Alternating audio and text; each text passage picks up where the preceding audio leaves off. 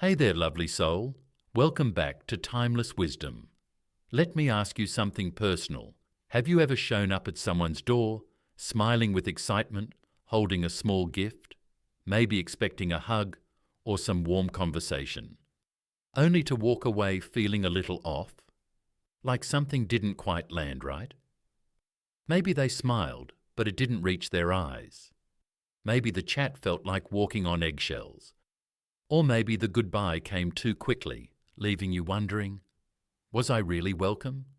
If that sounds familiar, you're not alone. These moments happen more often than we talk about, especially as we grow older and life becomes a little more complicated. The truth is, what used to feel simple, like popping in on a friend or family member, can suddenly feel intrusive. Not because people don't care anymore, but because their lives, energy, and emotional bandwidth have shifted. We change, our routines change, our emotional needs evolve, and if we're not tuned into that, even well-meant gestures can come across the wrong way. That's why, in today's episode, I want to have a gentle but important conversation. One that's not about blame or pulling away, but about how we can show love with more intention, more clarity, and a lot more kindness. Because real presence isn't just about being physically there, it's about bringing warmth, not weight. Uplifting, not overwhelming. So let's talk. Let's reflect on a few situations and a few kinds of people where it might be wiser to pause before we visit. Where checking in first might be the most respectful, most loving thing we can do. Because sometimes giving someone space isn't stepping away, it's stepping up with grace. Let's start with the people you've known the longest, your close friends, the ones you've been through everything with, the weddings, the losses, the birthday calls that never fail. You may have decades of shared memories, a kind of closeness that doesn't need words, but even that kind of bond needs breathing room. Think of Susan and Linda, two best friends for over 30 years. They'd laughed together at midnight over silly movies, cried together through heartbreak, stood side by side at each other's milestones. So one afternoon, Susan figured she'd just pop by Linda's place with some fresh muffins she'd baked. No need to call ahead. It was Linda. Surely she wouldn't mind. But Linda wasn't expecting company that day. In fact, she'd been deep in a project she was behind on and hadn't showered or eaten yet. She opened the door with a surprised smile, welcomed Susan in. Of course she did. She loved her. But the air felt off. Susan picked up on it too. The conversation felt stilted.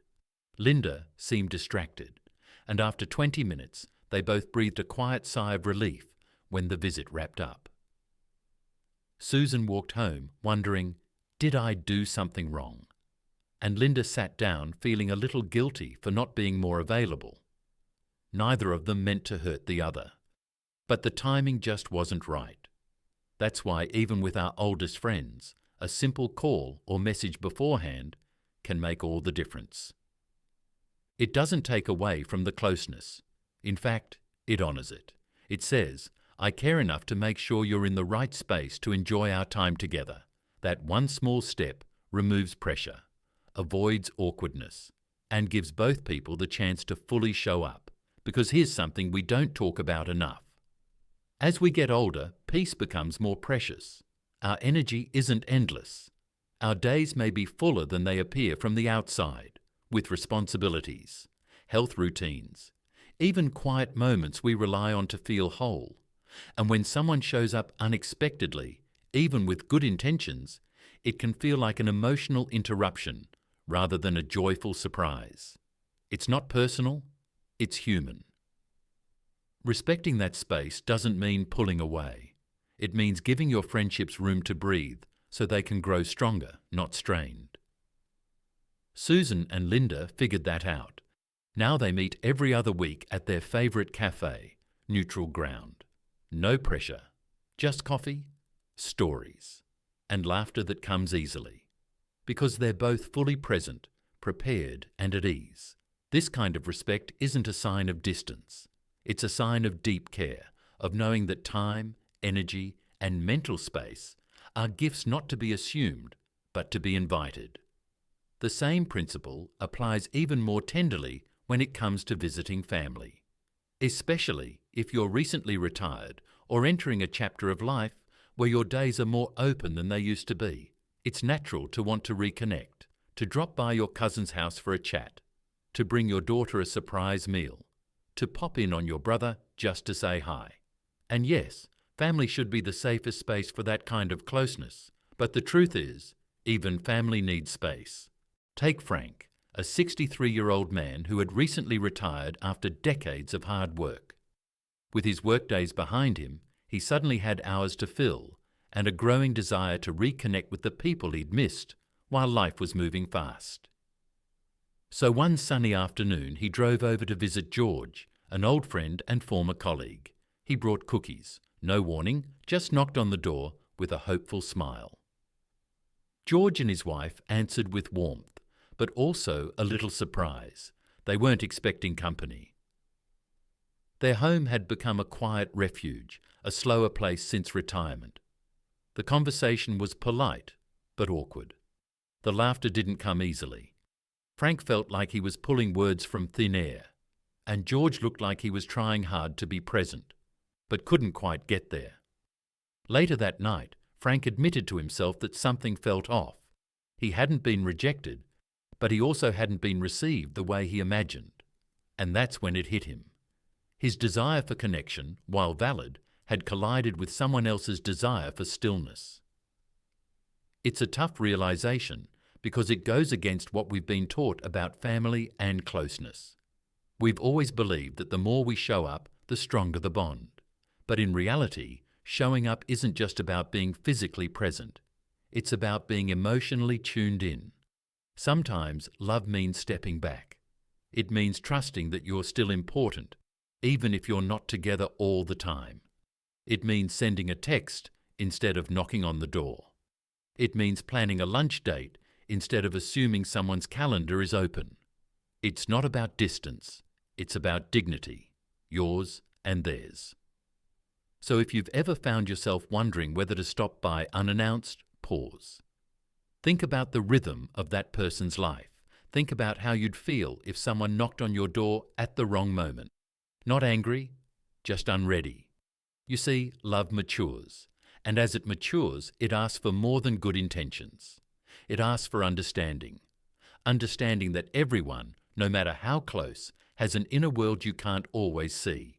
A world of needs, emotions, routines, and rest. And if we want to remain a welcome part of that world, we have to knock, not barge in. Now that we've explored how even close friends and family deserve that space, let's continue by looking at one of the most common and often overlooked types of visits that can turn problematic, especially when it involves the people we've grown up with. When it comes to relationships that go all the way back to childhood, our siblings, it can be even harder to notice when boundaries begin to shift. You may have grown up sharing bedrooms, holidays, even heartaches. And for much of life, your brothers and sisters felt like a built-in support system. No matter what happened in the world outside, you always had each other. But here's the part no one prepares us for. Even those bonds change, not necessarily for the worse, just differently. As adults, we each carve out our own lives, our own routines, our own pace. We marry, we move, we take on new responsibilities. And the people who once sat across the dinner table every night can suddenly feel like distant planets, orbiting their own rhythms, balancing their own weight. Now imagine showing up at your sister's house on a quiet Tuesday afternoon, thinking she'd be thrilled to see you. And maybe she is, in her heart. But her face doesn't quite light up the way you expected. Her voice sounds distracted. Her hugs are polite, but they don't linger. You start to wonder, did I do something wrong? The answer, more often than not, is no. But you might have done something uninvited. Let me tell you about the Andersons, 5 siblings, all over the age of 50. Growing up, they were the very picture of closeness. Their family home was full of energy. Sunday dinners, birthday blowouts, and late-night talks that stretched long after dessert. Their parents were the glue that held it all together. The kind of family you look at and think, they've got something special. But then the years passed. One by one they moved out, had children of their own. Careers grew, health became a factor, and eventually, as it always does, the centre of gravity, Mom and Dad, was no longer there. The house they once gathered in became just a memory. The Sunday dinners faded. Holidays became quieter. At first, everyone promised to keep the tradition going, but tradition has a way of slipping when life gets heavy. One afternoon, a longtime friend asked Greg, the oldest of the Anderson siblings, why the family didn't get together like they used to. Greg, once the heart of every gathering, gave a reply that landed like a stone. "We only did all that because our parents were there. Without them, it just doesn't make sense anymore." It wasn't said with anger, just clarity. A kind of honesty that can sting, but also free you. Because what Greg expressed, though it might seem cold, was something many families feel but never say aloud. Sometimes togetherness was held up by a structure that no longer exists. And once it's gone, what remains isn't obligation, it's choice. And sometimes that choice is space. Showing up at a sibling's home unannounced, especially as we get older, can put pressure where there once was ease. It's not that they don't love you, but maybe their day was already packed. Maybe they were hoping for a moment of rest. Maybe, just maybe, they're carrying something emotionally heavy and weren't ready to share it over a cup of coffee. As adults, we carry quiet burdens, financial stress, caretaking duties, marital tensions, health concerns we haven't found the words for yet. And even the closest sibling might not know what their brother or sister is holding in that moment. This is why, especially now, we must replace assumption with invitation. Reaching out first, even briefly, changes the entire energy. It gives your sibling the chance to say, "Yes, I'd love to see you," or "Can we do another day?" without guilt or pressure. That kind of grace, giving others room to choose, is the foundation of mature, lasting love. Just like a garden needs sunlight and water, relationships need both closeness and space. Too much of either, and the roots can weaken. The key is balance. And here's the truth. Just because your visits become less frequent doesn't mean the love fades. Quite the opposite. When we start visiting each other with more intention and less obligation, each meeting becomes more meaningful. It's no longer just dropping by. It becomes something both people look forward to. A real moment of connection, not just a habit. That's a powerful shift, one that honours your history together, but also respects who each of you has become. Now let's turn to a type of visit that's perhaps the most misunderstood and the most delicate. I'm talking about visiting someone who keeps an exceptionally neat, tidy and structured home. At first, it seems harmless. You knock on the door, maybe with a cheerful smile and a treat to share. But behind that door may be someone who treasures their space as more than just a place to live. For them, it's a sanctuary, a reflection of their mind, their peace, their way of staying grounded in a world that often feels unpredictable. Let me introduce you to Edward, a quiet man in his 70s who spent decades in the military. His life was one of routine, order, and precision. When he retired, his home became his safe space, a carefully kept environment where everything had its place, and peace came not from noise, but from stillness. One day, his cousin Emily dropped by unexpectedly. She needed a quick favour, nothing big, but she was in a rush, flustered. And when she entered Edward's living room, she didn't quite notice the way he subtly tensed. She headed to the bathroom, knocked over a small bottle, and brushed it off with a laugh. "Oops, I'm always clumsy," she said casually. But for Edward, it wasn't just a spilled bottle. It was a ripple in the calm waters he'd worked so hard to maintain. His home wasn't just tidy, it was his retreat, his place to recharge. That small disruption, however minor, felt like an invasion, not of property, but of emotional stability. He didn't raise his voice. He didn't scold her. But something shifted that day, and when she asked for help, he hesitated, not out of selfishness, but out of a quiet need to protect his boundaries. To some, that might sound dramatic, but to many of us, especially in later years, our homes become sacred, not in a showy way, but in a deep, personal way. They are the places where we feel safe from the world's demands, where we control what comes in and out. And when someone steps into that space without invitation or understanding, it can be more jarring than they realize. You see, Emily didn't mean harm, but she didn't recognize how much Edward's peace depended on feeling secure in his space. And sometimes that's the greatest kindness we can offer someone, to acknowledge that their home is an extension of their soul, and to approach it with reverence. Visiting isn't just about being welcomed in. It's about honoring the person's emotional world before you even cross the threshold. Visiting isn't just about being welcomed in. It's about honoring the person's emotional world before you even cross the threshold. What we often forget, especially as we get older, is that visiting someone's home is never just about entering a space. It's about entering someone's inner world. And for people like Edward, or anyone who finds peace in a clean, calm environment, that world has been carefully built, often as a shield against the unpredictability of life outside. This becomes more true the older we get. Our homes stop being just functional spaces. They become extensions of us. The lighting, the quiet, the familiar routines, they all form a rhythm that helps us feel safe and steady. And when someone disrupts that rhythm, even unintentionally, it can feel like more than just a knock at the door. It can feel like a wave crashing into still water. That's why respecting someone's home is more than just wiping your shoes or using a coaster. It's about pausing to consider how your presence might affect their peace. Are you showing up with calm and care? Or are you bringing the noise of the outside world into a space where it doesn't belong? Sometimes, the kindest thing we can do is ask first. Send a message, make a call.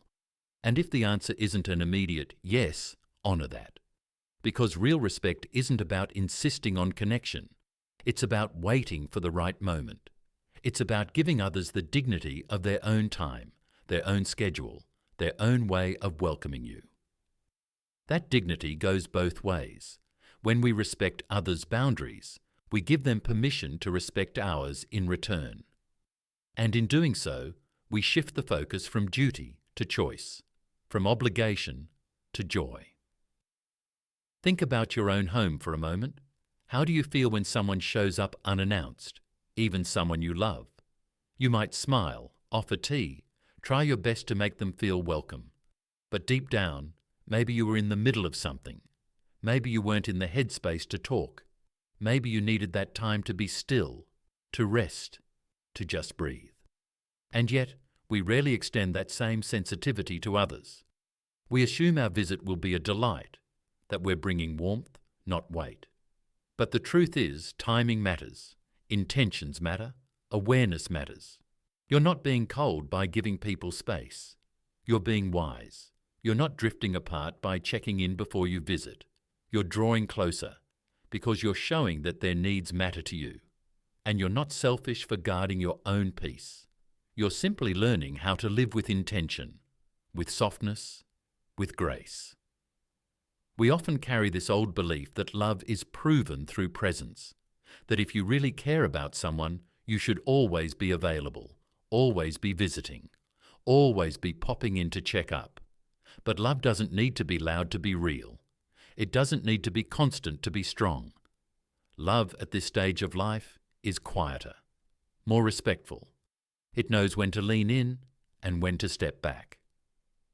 And if you found yourself wrestling with guilt, wondering if you should visit more, call more, show up more, take a deep breath. You are allowed to protect your energy. You are allowed to rest. You're allowed to wait until your heart is full before you pour into someone else's cup. And the same goes for them. It's not distance that weakens bonds, it's disregard. And on the flip side, it's not closeness that strengthens them, it's consent. When both people feel seen, respected, and heard, that's when connection truly flourishes. So if there's one message I hope you take with you, it's this. You don't have to knock on every door to prove you care. You don't have to be present in everyone's home to be present in their heart. A text, a thoughtful card, a shared laugh over the phone, these are all acts of love, just as valid as a visit. And when you do visit, make it intentional. Make it warm. Make it wanted. Because the most beautiful moments happen not when we arrive unannounced, but when we are truly welcomed, when both hearts are open, when both spirits are ready, and when the space between us feels like a choice, not a chore. Before we end, I'd love to hear from you. Has there ever been a moment when a visit didn't go the way you hoped? Or maybe a time when giving someone space actually made your relationship stronger? Feel free to share your thoughts in the comments. Your stories mean more than you know, and they just might help someone else who's going through the same thing. And if this message spoke to you, if it made you pause, reflect, or feel a little lighter, I'd be so grateful if you could take a second to like this video and subscribe to the channel. That one click helps me keep sharing these gentle, honest conversations with more people who need them. You've come this far in the video, and that tells me something. You care deeply about your relationships. You want to show up with wisdom, not just routine. And that's something to be proud of. So here's to you, to the way you've learned to love with more thought and less noise, to the strength it takes to honor boundaries, both yours and others, to the quiet kind of courage, the kind that steps back, listens deeply, and chooses intention over impulse. You've learned that presence doesn't mean always being there. It means showing up when it matters, with a heart that's open and a mind that's aware. And that kind of presence, it's rare, it's powerful, and it's deeply needed in this world. The peace you've created in your life, you've worked for it, you've grown into it. And yes, you have every right to protect it. Thank you for spending this time with me here on Timeless Wisdom. Whether you're listening quietly or nodding along, know that you are part of a community that values gentleness, reflection, and meaningful connection. Until next time, be kind to yourself. Let your quiet moments be sacred. Let your space feel like a gift, not just to others, but to your own soul. And always remember this: you don't have to be loud to be heard. You don't have to be everywhere to be loved. And you don't have to do it all to be enough. Take care, and I'll see you again soon, right here on Timeless Wisdom.